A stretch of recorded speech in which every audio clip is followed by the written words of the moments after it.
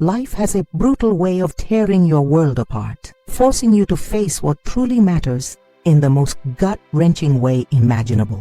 One fleeting moment of vulnerability can rewrite your entire destiny, leaving you grasping at shadows of what might have been. I thought I had my future planned, every dream within reach, every hope secure, but in a single shattering heartbeat, everything crumbled. My name is Evelyn Harper, and this is the raw, soul-bearing story of the greatest love and the deepest agony I've ever known. In early 2025, I decided to share this tale, pouring my heart into a letter sent to the Echoes of Real Life's YouTube channel with the help of my kind neighbor Martha Jenkins. Your views, likes, and subscriptions are more than gestures. They're a reminder that I'm not alone, that my story matters. By supporting each other, healing each other's wounds, we can build a kinder world. So please, stay with me until the end. This story will grip your heart and hold it tight. I'm Evelyn, 76 years old, living quietly in Willow Creek, a small town in rural Ohio. My days are spent with needlepoint, steaming mugs of chamomile tea, and memories that weigh heavier than the years. My hair is snow white, my hands are etched with time, and my eyes carry a quiet sorrow, the kind that comes from living longer than you ever meant to. Before I begin, I'd love to know, where are you watching from? Drop it in the comments. Hit that subscribe button and give this video a like. It's a small act, but for an old woman like me, sharing her soul through a letter sent in January 2025, it means everything. They call me strong, but only I know the countless nights I've wept alone, clutching a faded yellow scrap of cloth. To the world, it's just an old rag, but to me, it's a sacred relic. The last piece of my daughter, Ruth, who I was forced to let go. A piece of my heart ripped away forever. To understand this wound, we must go back to 1970, a time when small-town America, like Willow Creek, offered no mercy to women like me. Getting pregnant out of wedlock was a scandal, a sin that could destroy your life and stain your family's name. I was 18, brimming with dreams, leaving this sleepy town, studying at Ohio State in Columbus, building a career, maybe even seeing the glittering skyline of Chicago. But those dreams shattered when a brief, reckless romance became the greatest trial of my life. Caleb Miller was a charmer, with a smile that promised forever and words that made my heart believe he'd stay. "I love you, Evelyn," he'd whisper. "I'm here for good." But when I suspected I was pregnant, in the spring of 1970, he vanished. No note, no trace. I waited days, then weeks, clinging to fading hope. Desperate, I walked to his family's farm on the edge of Willow Creek. His mother, cold as stone, met me at the door. "He's gone, girl. Don't waste your time." That's when it hit me. I was utterly alone. At first, I lied to myself. Maybe my period was just late. Maybe the nausea was stress from working long hours at the local diner. But deep down, I knew. My best friend, Martha Jenkins, forced me to face it one humid June evening in her family's barn. "Evelyn, how long since your last cycle?" I wanted to dodge the truth, to pretend life was still normal. "Could you be pregnant?" The word landed like a sledgehammer. She dragged me to Mrs. Agnes, a Willow Creek midwife who did old-school tests in her kitchen. My hands shook as she mixed a cloudy liquid in a jar. "If it turns blue, you're expecting," she said. I stared, heart pounding, as the liquid shifted color on June 15, 1970. The room spun. "Congratulations, you're going to be a mother." I held it together there, but back in my room, I locked the door and cried until I was empty. Telling my family was unthinkable. My father, Amos Harper, was a man of iron principles. Family honor was everything. My mother, Clara, loved me, but lacked the courage to defy him. Still, I couldn't bear the secret alone. On July 2, 1970, after my father left for a town council meeting, I sat with my mother in our cramped kitchen. "Mama, I'm pregnant." Her face went pale. "No, Evelyn, no!" Before she could say more, the door slammed. My father had returned early and overheard. The silence was suffocating. He turned to me, his voice like a winter wind. "Pack your bags and get out. You're no longer my daughter." My mother's tears fell, but she stayed silent. That night, with a battered suitcase and a few dresses, I left our farmhouse on Oak Street, directionless and broken. Martha took me in, letting me sleep in the attic of her grandmother's house on Maple Street, but it was temporary.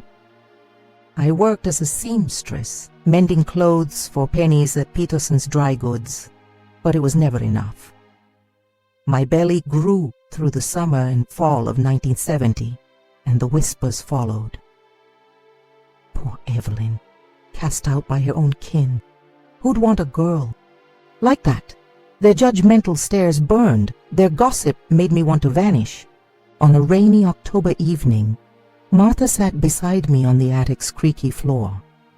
Her words cut deeper than any scorn. "Evelyn, have you thought about adoption?" The idea was a knife to my heart. "Never!" I wanted to scream. But how could I raise a child with no home, no money, no future? What if giving her up was the only way to give her a life worth living? In 1970s Willow Creek, a single pregnant woman was a pariah, branded for life, shunned by a society that offered no forgiveness. Doors slammed in my face. Neighbors who once waved now turned away. I learned the hard way that the world punishes women who break its rules. That first night in Martha's attic, July 3rd, 1970, was a nightmare.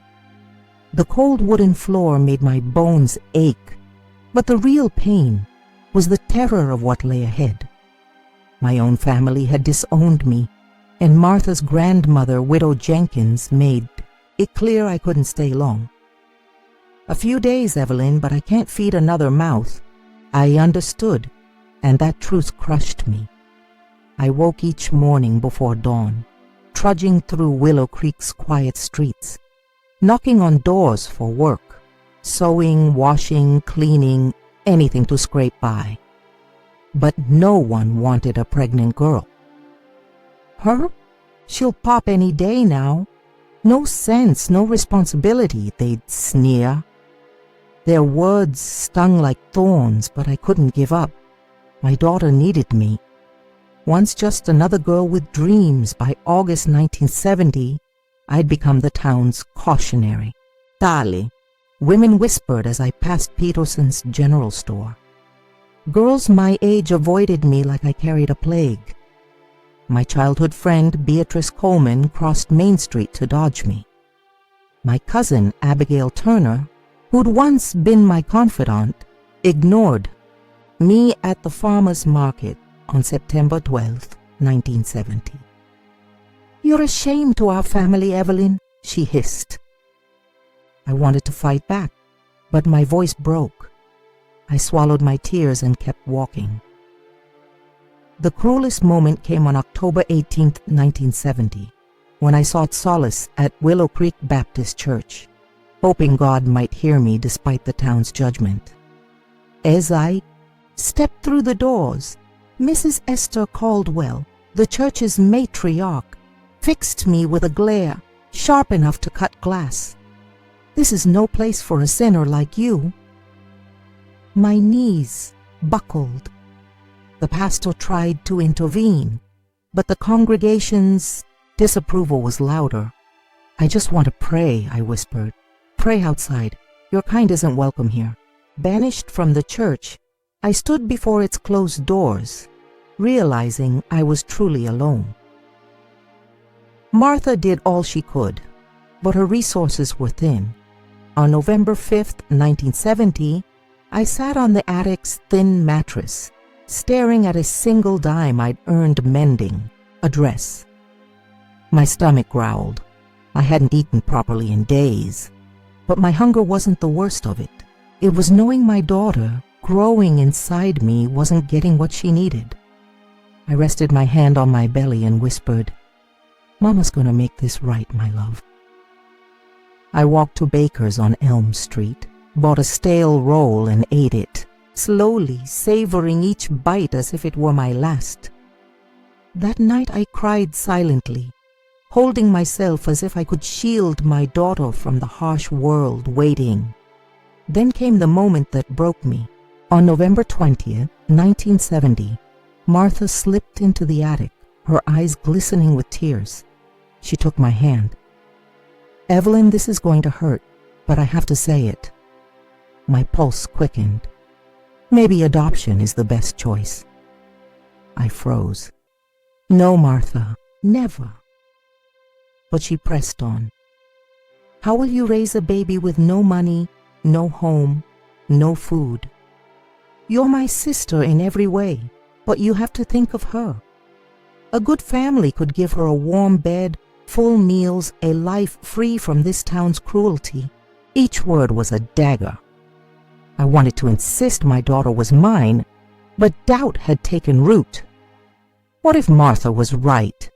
What if this was the only way to secure my daughter's future? A mother's heart. Torn apart, I fought the idea through December 1970, clinging to the hope that I could keep her. But hunger, cold, and Willow Creek's relentless scorn wore me down. On January 10, 1971, I walked to the Montgomery County orphanage on the outskirts of town, not to surrender my daughter, but to understand my options. A gentle woman, Mrs. Lillian Foster, greeted me. "Many mothers come here with no choice. Dear, they do it out of love." Her words haunted me. Out of love. If I truly loved my daughter, maybe letting her go was the ultimate act of devotion. I left with a heart so heavy it felt like it might crush me, already grieving her before she was born. That night, I held my belly and sobbed. "Forgive me, my love." Would she ever understand? Life didn't care if I was ready. It piled on, a burden too heavy for any 18-year-old to bear. I had to be strong, not for me, but for her. But how do you stay strong when every day is a fight against starvation, freezing nights, and a town that brands you a sinner? I woke to the faint toll of the church bell at 6 a.m., the attic's thin mattress digging into my aching back.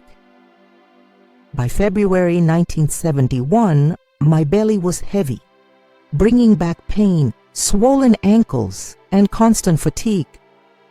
I splashed cold water from a bucket on my face, tied my hair in a loose bun, and stepped into another day of survival.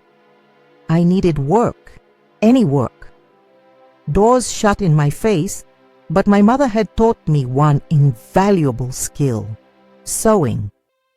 As a girl, I'd watched her mend worn jackets and hem trousers for townsfolk who couldn't afford new clothes. Now, it was my lifeline. On February 15th, 1971, at the Willow Creek Market, I approached Mrs. Dorothy Wheeler's fabric stall. "Good morning, Mrs. Dorothy." Her eyes lingered on my belly. "What do you want, girl?" I swallowed my pride. "Work. I can sew, mend, embroider, anything." She crossed her arms. "You're Amos Harper's girl, aren't you? The one who got herself in trouble." My throat tightened. "Yes, ma'am." She sighed, handing me a pile of torn dresses. "Fix these right, and I'll pay you." I clutched the fabrics like they were my salvation. Back in the attic, I sewed until my eyes stung and my fingers cramped. On February 20th, 1971, I returned. The dresses, and Mrs. Dorothy inspected every stitch, then silently handed me 3 crumpled dollar bills. It wasn't much, but it meant food. I gripped those bills until my knuckles whitened, buying enough bread and beans for a few days. Some nights, Hunger twisted my stomach. Some days, I stared at my belly, terrified my daughter wasn't getting enough. But I had no choice.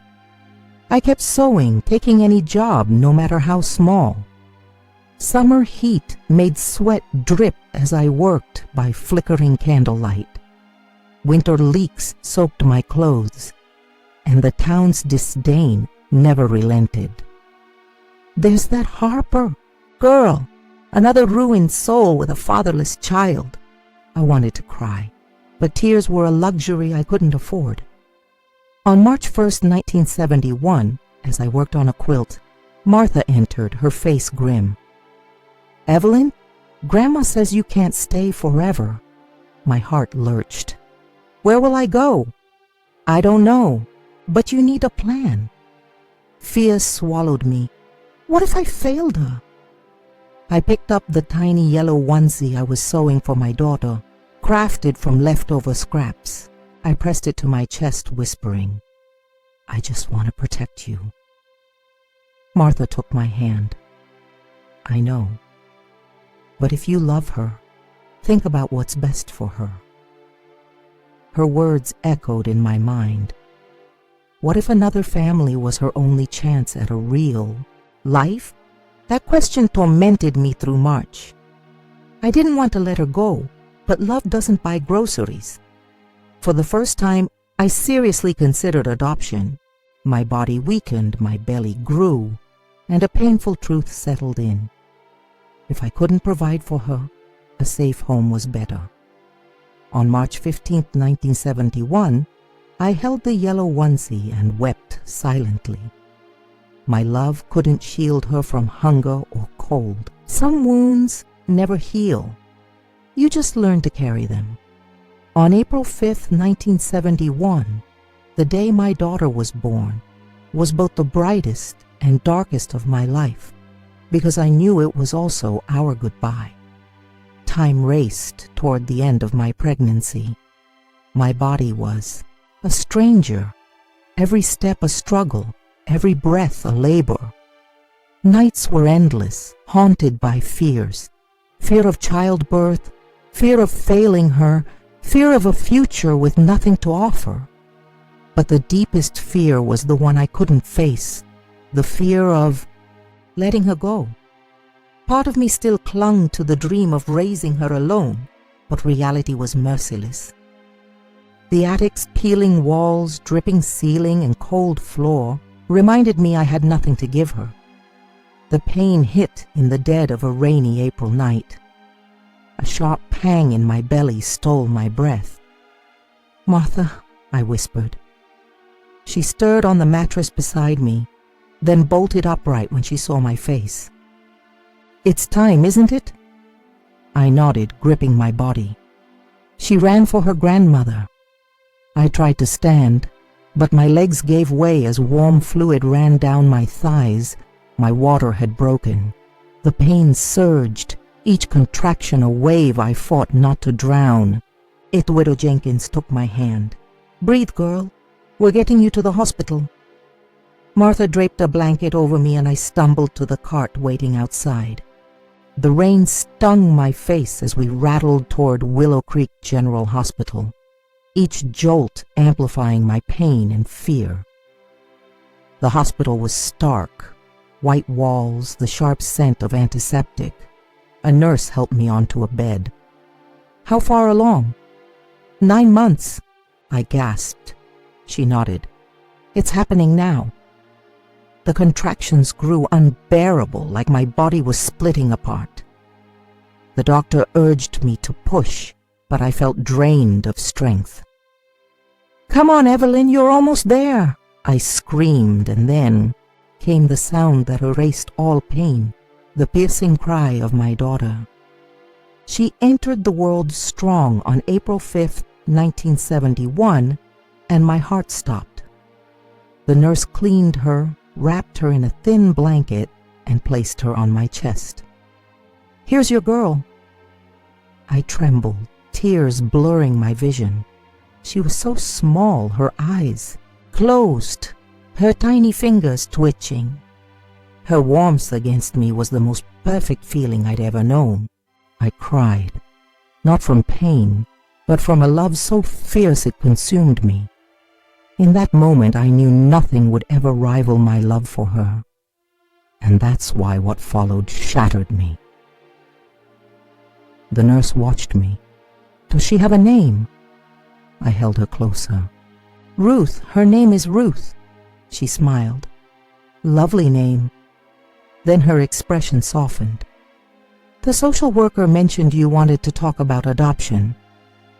My chest tightened. Yes. On March 25th, 1971, I'd inquired, knowing I couldn't give Ruth the life she deserved, free from hunger, cold in Willow Creek's judgment. But now holding her, my resolve wavered. How could I let her go? I'm not sure anymore, I whispered. The nurse knelt beside me. You have time to decide, but if you choose it, it's for her sake. How could giving her up be for her sake? She was mine. Yet my love couldn't protect her from the world's cruelty. I breathed in her soft scent and wept, knowing love sometimes demands the ultimate sacrifice. A mother's heartbreaking choice. Holding Ruth for the first time was the pinnacle of my life, but knowing it was also the last crushed my soul. No pain compares to loving someone with every fiber of your being and having to release them. I had 3 days in the hospital, April 5th to April 8th, 1971, with Ruth. 3 days to pretend we were just a mother and daughter, untouched by the world's weight. She slept in a small crib beside me, her breaths soft, her tiny fingers curling as if dreaming. I memorized every inch of her face, knowing soon I'd only have these memories. When alone, I'd cradle her, whispering, "Mama loves you, my darling, more than anything." She couldn't understand, but I needed her to know. On April 8, 1971, the social worker arrived. Her calm face belied the storm she brought. "Evelyn, have you decided?" My heart raced. I looked at Ruth, so fragile, so mine, and knew I'd never be ready. But I also knew I had no choice. I want her to have a safe home, a family who can provide for her, I said, my voice breaking. She took my hand. "You're incredibly brave." Brave? I felt like I was crumbling. They told me to rest, but how do you rest when your child is about to be taken? That night I held Ruth, whispering, "Forgive me," as tears soaked my pillow. I wanted the world to pause, to give me another chance. But dawn came, and with it, the moment I dreaded. The orphanage sent a nurse on April 9th, 1971. My arms locked around Ruth, refusing to let go. "We can give you more time," the nurse said softly. But prolonging it would only deepen the wound. I took the yellow onesie I'd sewn from scraps, dressing her with shaking hands, knowing this was the last time I'd touch her. I kissed her forehead, inhaling her sweet scent. "I love you, Ruth. Never forget." With a pain that tore me apart, I handed her to the nurse. As she walked away, my world imploded. I sobbed uncontrollably, my chest burning, my hands trembling. Martha held me, but no comfort could fill the void. My daughter was gone, and a part of me died with her. A lifetime of longing on April 10th, 1971, back in Martha's attic. I was a shadow of myself. My eyes were hollow, my heart a lead weight. But I made a vow to Ruth. I'd live for her, praying for her happiness, even if I never saw her again.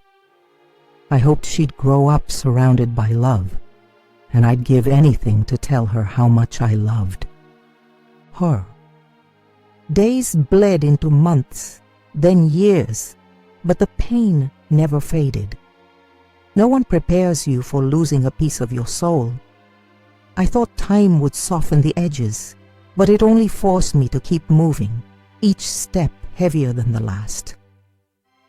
Through 1971 and 1972, everything reminded me of Ruth. I'd wake to phantom cries only to find the crib empty.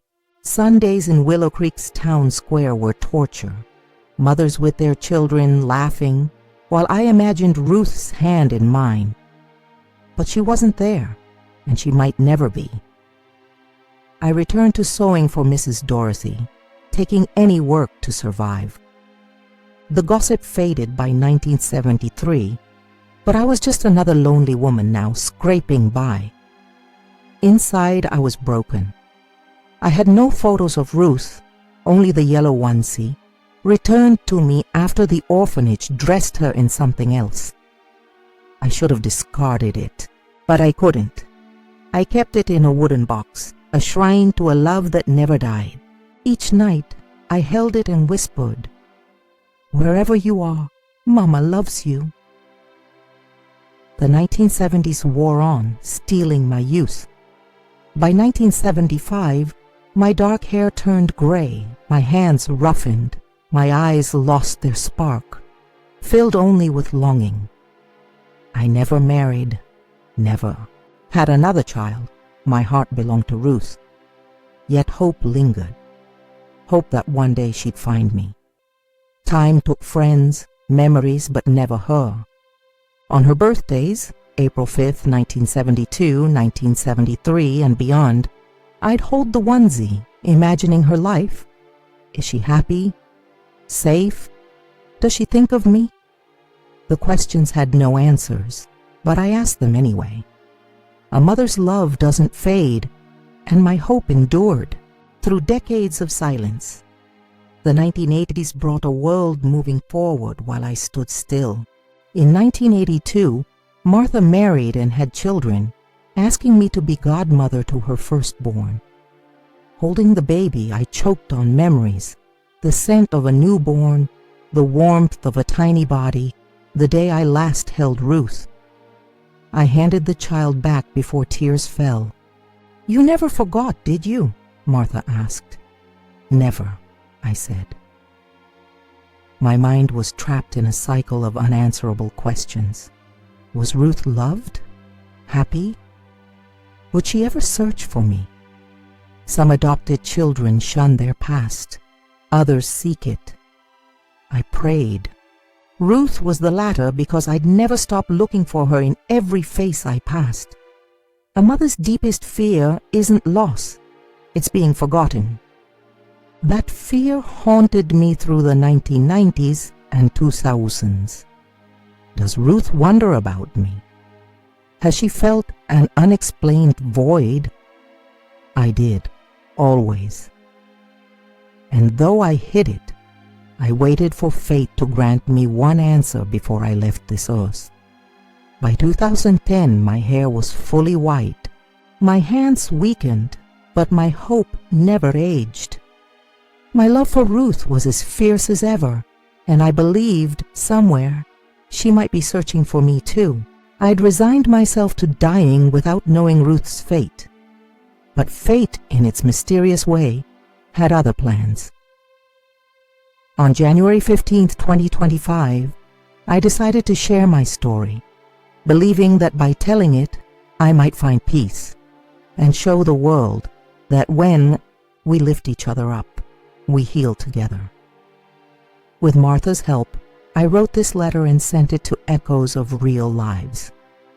On February 10, 2025, a quiet afternoon in Willow Creek, the sun setting in hues of gold and amber, I sat on my porch, a tepid tea in my frail hands. Life was a predictable rhythm of solitude. Then Martha appeared at my gate, holding an envelope. Her eyes held a spark I couldn't place. "This came for you, Evelyn." My trembling fingers took the plain paper. No return address, but my heart knew. I opened it, my pulse racing, and read, "Hello, Mama. I don't know if this will reach you, if you're still alive, or if you think of me. But I've spent my life wondering about the woman who gave me life. They said I was loved, but you couldn't keep me.